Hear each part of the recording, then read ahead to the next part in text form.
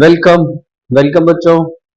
आज हमारा टॉपिक है साइंस के चैप्टर 1 का टाइप्स ऑफ रिएक्शंस के बारे में।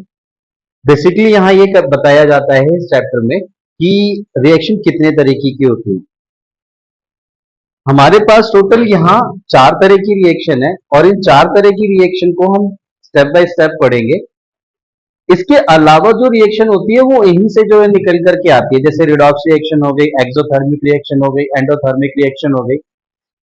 अगर हम इन पॉइंट को एक बार अच्छे से समझ जाएंगे देन आगे के जो रिएक्शंस होंगे वो भी हमें आसानी से समझ में आ जाए। तो हम अपने सबसे पहली रिएक्शन के बारे में चलते हैं जिसका नाम है कॉम्बिनेशन रिएक्शन। तो ये कॉम्बिनेशन रिएक्शन क्या कहता है? इन which two or more reactant combine to form a new product. बहुत सिंपल सी डेफिनेशन है और आसानी से याद हो जाने वाला टॉपिक पॉइंट है यहाँ पर, जिसमें हमें ये देख करके समझ में भी आ जाएगा कि हाँ कॉम्बिनेशन रिएक्शन का एक्चुअली मतलब क्या है।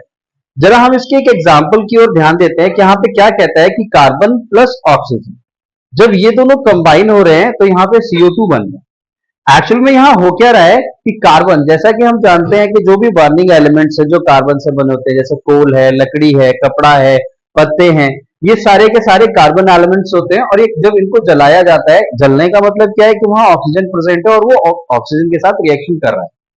तो रिएक्शन कर रहा है, हमें क्या एंड प्रोडक्ट दे रहा है? कार्बन डाइऑक्साइड एंड प्रोडक्ट दे रहा है। As per the definition example हमें अपनी पहली स्टेटमेंट को क्वालिफाई करता हुआ दिख रहा है। जब हम अपनी सेकंड स्टेटमेंट के ऊपर चलते हैं जो कहता है type of reaction decomposition reaction. Second हमारा है डिकम्पोजिशन रिएक्शन।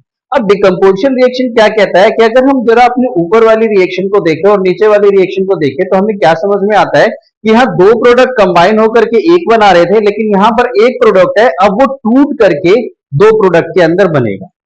जब ये दो प्रोडक्ट बन रहा है, जैसे हाइड्रोजन वाटर है हमारे पास, जब ये एंडोथर्मिक रिएक्शन के थ्रू प्रोसेस में आएगा, यानी इसको हीट देंगे और ये ब्रेक डाउन होगा, तो ये हाइड्रोजन और ऑक्सीजन दो अलग अलग कंपोनेंट के अंदर यहां पर टूट करके हमें मिलेगा। अब तीसरा जो हमारा यहाँ पे रिएक्शन आता है वो आता है displacement reaction. Displacement reaction basically कहता है क्या कि reaction in which element replaces its position to others.